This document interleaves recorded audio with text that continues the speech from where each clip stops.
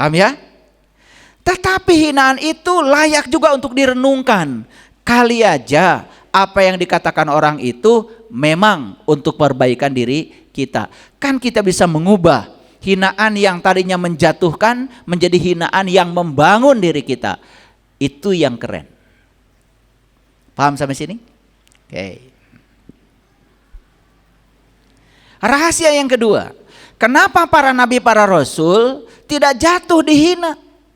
Kenapa orang-orang hebat, guru-guru suci, orang-orang bijaksana tidak jatuh ketika dihina? Karena mereka punya ilmu yang kedua. Apa ilmunya? Ketika kita dihina, perhatikan saya. Kita harus tahu siapa yang menghina kita itu. Dan apa tujuannya. Kalau yang menghina kita itu adalah orang lain, kenal kita juga enggak, sudah abaikan. Udah jelas kok. Betul enggak? Udah jelas kalau dia tidak tahu kita. Banyak yang komentar saya di TikTok, di YouTube. Ya alhamdulillah kenal juga enggak. Tapi hebat ya, saya aja tidak berani mengomentari beliau-beliau itu. Tapi kalau beliau mengomentari saya, berarti beliau itu memang punya energi yang luar biasa untuk saya. Saya sedot. Sampai suatu saat akan kehilangan energinya. Nah, inilah bedanya kalau kita cerdas sedikit aja. Makanya tidak usah kita berdialog dengan orang bodoh. Karena belum pinter. Tapi kita pernah bodoh seperti dia. Jadi kalau kamu ingin disebut orang pintar, jangan berdebat dengan orang bodoh. Kalau ketemu orang bodoh, Assalamualaikum, itu aja, cukup. Kan kasihan belum pernah pintar, betul nggak? Tapi kita pernah bodoh, jadi kita pernah merasakan di posisi itu. Jadi para nabi, para rasul itu ketika dihina, pertama beliau itu bertanya, siapa yang menghina saya dan apa tujuannya? Mengetahui sumber hinaan akan memudahkan kita untuk mengatasi hinaan itu. Betul? Yang pertama, orang yang menghina itu sebenarnya karena tidak tahu siapa kita yang sebenarnya. Makanya hinaan yang sampai kepada kita itu hanya persepsi dia tentang kita, bukan yang sebenarnya tentang kita. Tapi kalau kita benarkan persepsi itu oleh kita, kita yang jatuh. Serius ya kalau cerita ini ya, karena udah pada pengalaman ya dihina orang. Jadi orang yang menghina itu sebenarnya orang yang frustrasi. Tetapi dia menyalurkan frustrasinya itu menjadi emosi yang negatif. Kan emosi itu reaksi. Seseorang itu reaksinya seperti apa tergantung kesadarannya, tergantung pengetahuannya. Betul nggak? Oke, lanjut.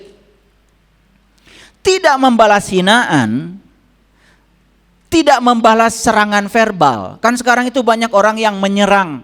Kita itu bisa jadi lewat verbal, ditulis, karena ada sarananya.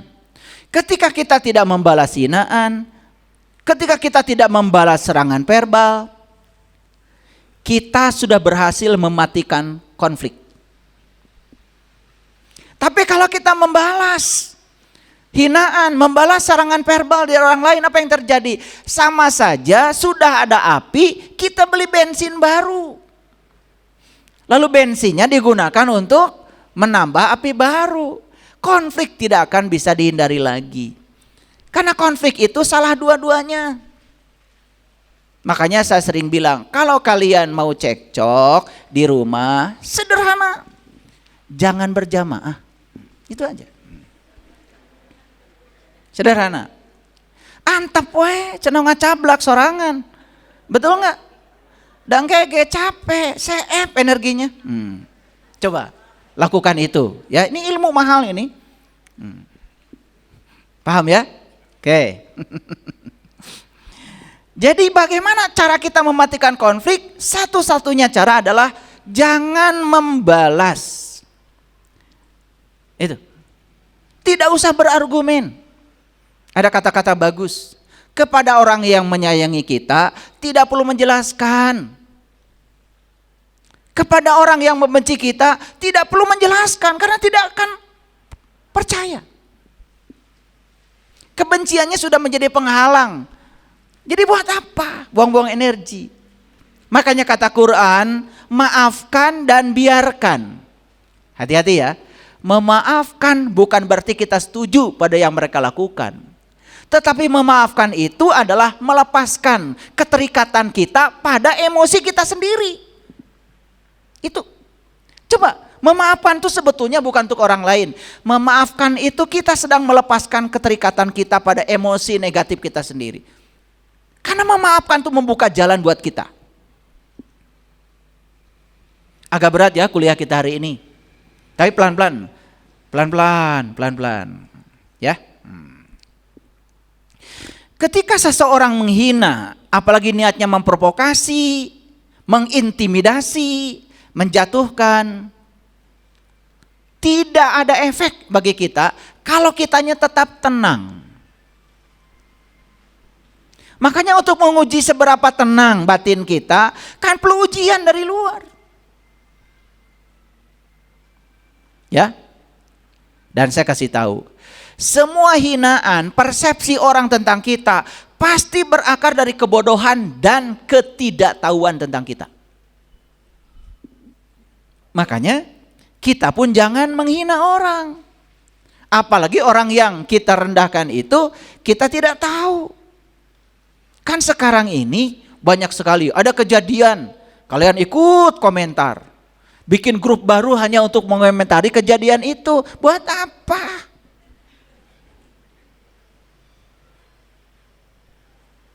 Biarkan saja.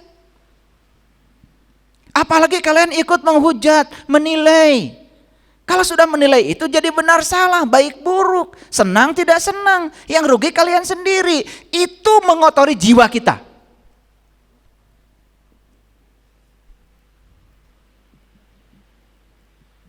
Media sosial itu bisa menjadi konstruktif, bisa menjadi destruktif. Terserah kita. Tapi ingat, semua agama mengajarkan 4 nilai besar. Kasih sayang, perdamaian, kesetaraan, dan kerukunan. Buat apa kita keluar dari nilai-nilai universal yang 4 tadi itu? Udah biarkan saja. Orang mengatakan apa, itu urusan dia dengan dirinya sendiri. Anda yang tidak terlibat di situ, jangan menilai. Ada yang wawancara juga sama saya. Apa pendapat ayah tentang itu?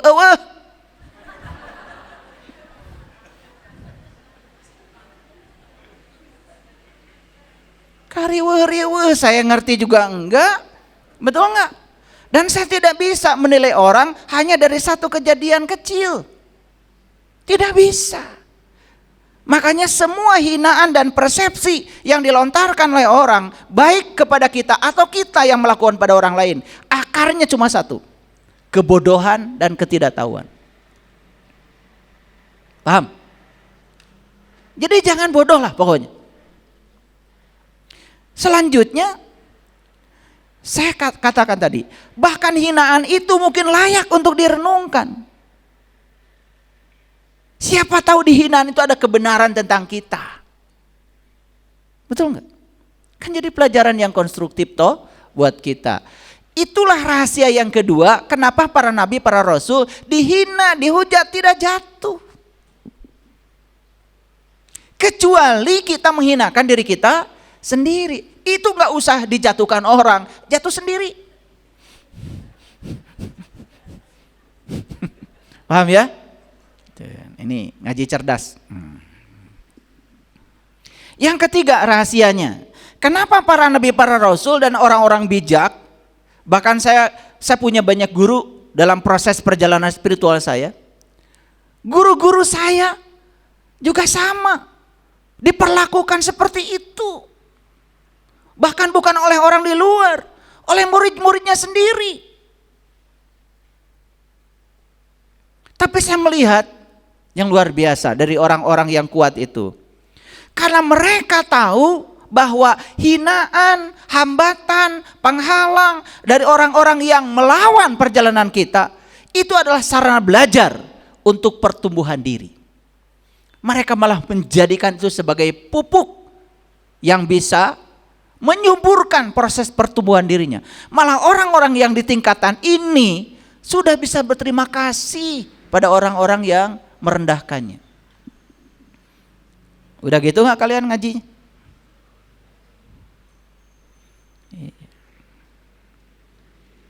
Gak tahu, saya juga kalian ngajinya selama ini apa?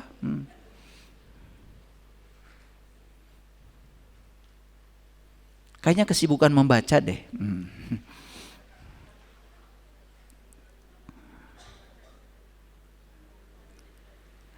Jadi hinaan bisa mengandung kebenaran untuk menjadi kita tumbuh menjadi lebih baik.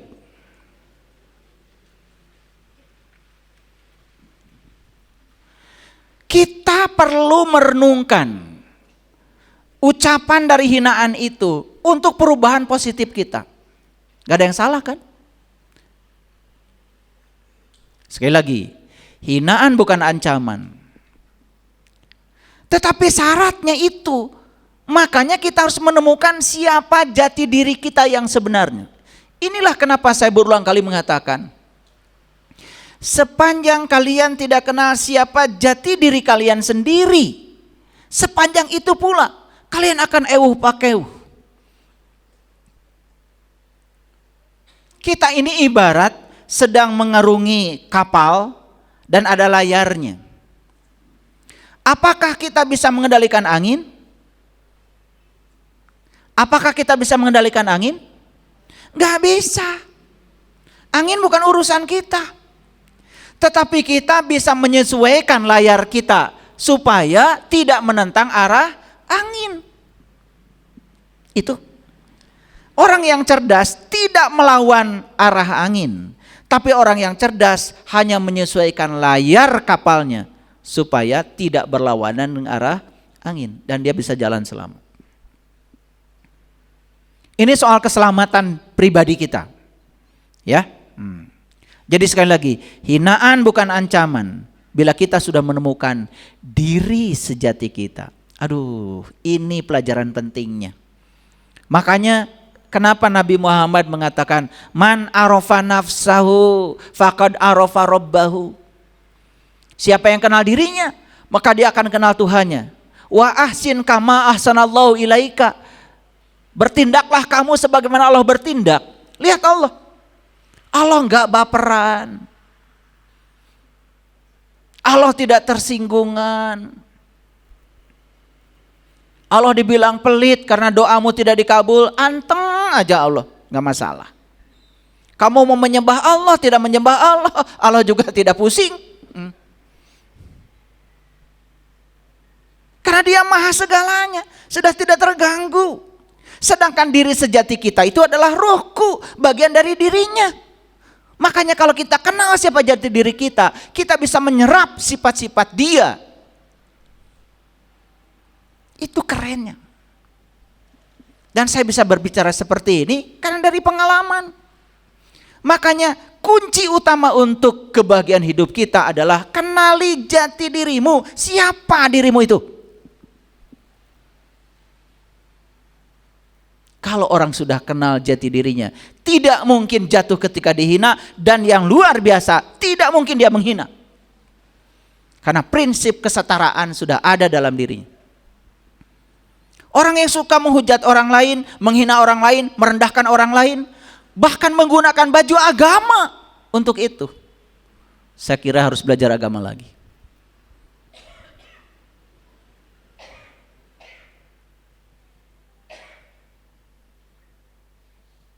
Orang Jepang saja bikin kloset supaya kentut kita, mencret kita tidak terdengar orang, dikasih musik. Dan standar kloset di Jepang begitu, ya. Ya. Makanya kalau masuk WC pijit tuh, privacy. ada tulisan di situ. Gambar musik, pijit. Ya, musiknya keras. Satu, orang yang di luar tidak jijik mendengarkan kita. Yang kedua, kita juga tidak malu didengar orang. Jadi nyaman di toilet. Itu menghilangkan rasa malu orang lain. Bayangkan, pakai teknologi. Keren. Bahkan kalau kita lupa flash. Lupa tuh. Ya, karena pikiran gak ada di situ. Sudah menghilangkan bau, ngeluarkan bau, kemudian bekasnya masih ada di situ. Sensornya sudah mengerti. Begitu kita keluar tidak di flash, sensornya flash sendiri. Makanya nggak ada kotoran. Sampai segitunya tuh teknologi. Itu teknologi sangat islami, menghilangkan rasa malu orang. Ini malah menghujat orang, merendahkan orang di ruang publik lagi, merasa diri paling benar. Luar biasa. Harus belajar lagi tuh.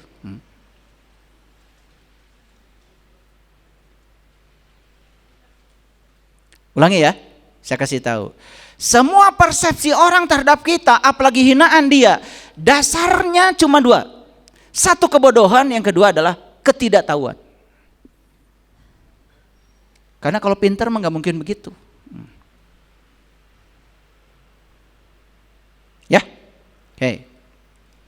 Makanya orang ada dua. Ada orang suci, ada orang yang disucikan. Orang suci, ya suci dimanapun dia ada. Kata-katanya suci, penglihatannya suci, pikirannya suci, karena kesucian sudah menjadi miliknya. Tapi kalau disucikan belum tentu suci. Apalagi disucikan oleh dirinya sendiri. Paham ya? Makanya ulama juga ada dua. Ada ulama kata, ada ulama karya. Ulama kata, katanya terus. Kalau ulama karya, apa yang dia sampaikan sudah jadi karya, sudah terjadi dalam hidupnya. Dia menyampaikan sesuatu yang dialami, dia rasakan sebagai pengalaman spiritualnya. Makanya kenapa di Quran Allah melarang orang beriman itu tidak boleh menyampaikan sesuatu yang tidak mengalaminya, tidak merasakannya. Kalau masih kata ini, kata itu, kata ini, kata itu, belum terjadi dalam dirinya, itu namanya ulama kata. Katanya. Nah, kita itu perlu sekarang ini adalah ulama karya. Apa yang disampaikan itu sudah menjadi karya dalam hidupnya, nyata. Terjadi dalam hidupnya. Mengajarkan sholat khusyuk, dia juga belum tahu sholat khusyuk apa.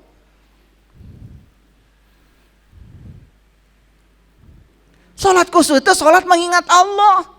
Dan untuk mengingat Allah harus tahu Allah, gitu aja. Karena kita tidak mungkin mengingat sesuatu yang kita belum tahu. Sederhana. Bukan soal bacaan, bukan soal gerakan. Bahkan orang yang sholatnya sudah khusyuk, sholatnya tidak dibatasi lagi oleh jadwal. Di Quran dikatakan, sholat yang bisa mencegah perbuatan keji dan munkar adalah sholat yang dilakukan terus menerus. Namanya daim, sholat daim. Sholat yang daimun itu sholat yang terus menerus. Tidak ada jeda, sholatnya terus menerus. Kalau orang yang sudah tahu jati dirinya, dia bisa mengingat Allah, berdiri, duduk, berbaring, gak bisa lupa lagi. Saya sedang ceramah seperti ini, gak bisa lupa sama dia. Itu yang disebut dengan ulul albab.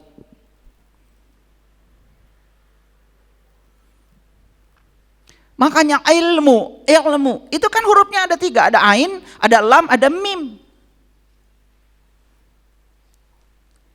Dari kata ilmu, kemudian turunannya adalah ulama.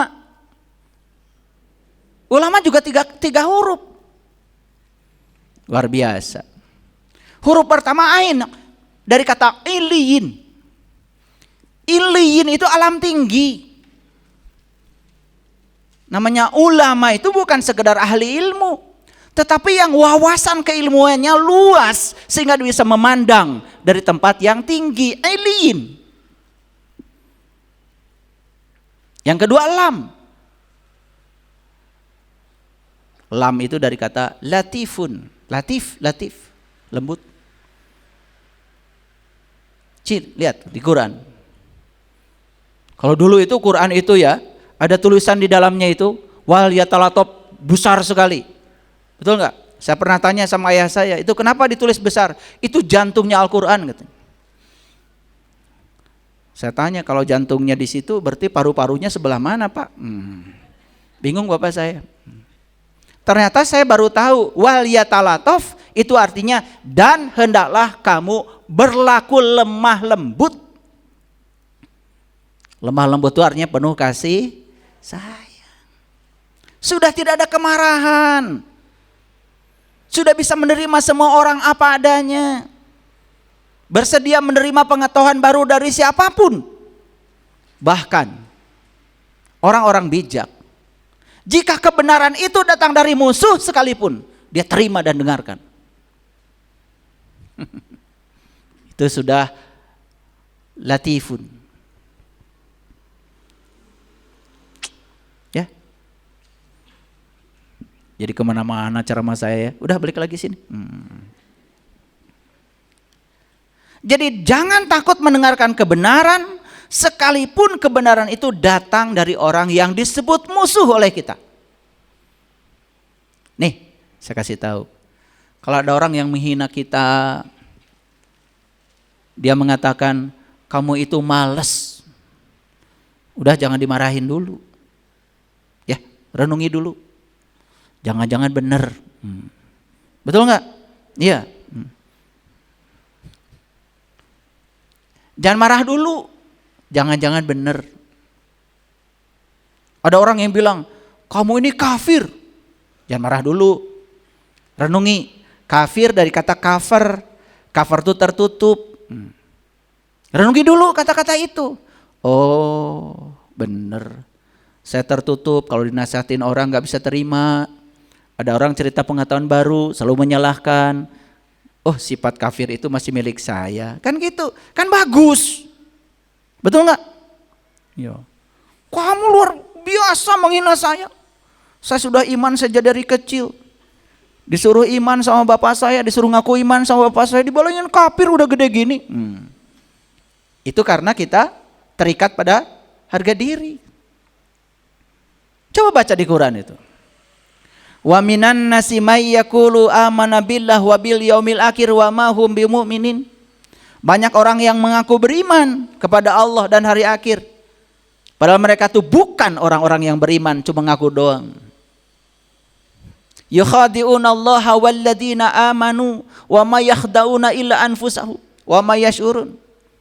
Mereka hendak menipu Allah dan orang-orang yang beriman, padahal mereka menipu dirinya sendiri. Wa ma yash'urun. Cuma mereka tidak sadar. Dan ayat ini cerita apa? Cerita orang-orang yang tertutup.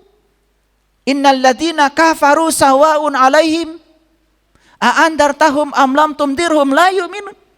Orang-orang yang tertutup, dikasih ceramah, tidak dikasih ceramah, tidak akan pernah menerima. Tetap aja tertutup. Tuh, kan enak ya.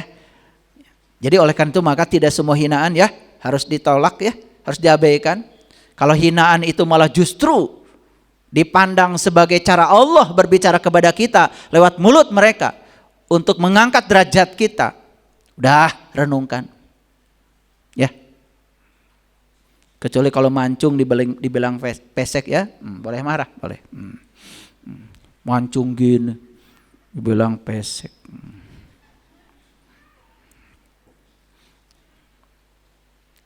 Jika kita bisa belajar dari hinaan, perhatikan saya, ketenangan batin akan menjadi milik kita.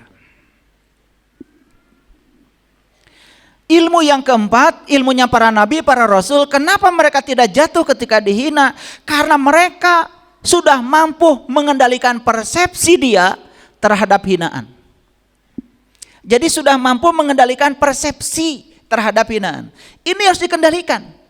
Karena kalau persepsi kita terhadap kata-kata orang, tindakan orang tidak kita kendalikan, kita akan langsung emosi dan marah. Betul? Oke. Sekali lagi, coba perhatikan saya. Yang membuat sesuatu menyakitkan bukan hinaan, jelas? Tetapi apa?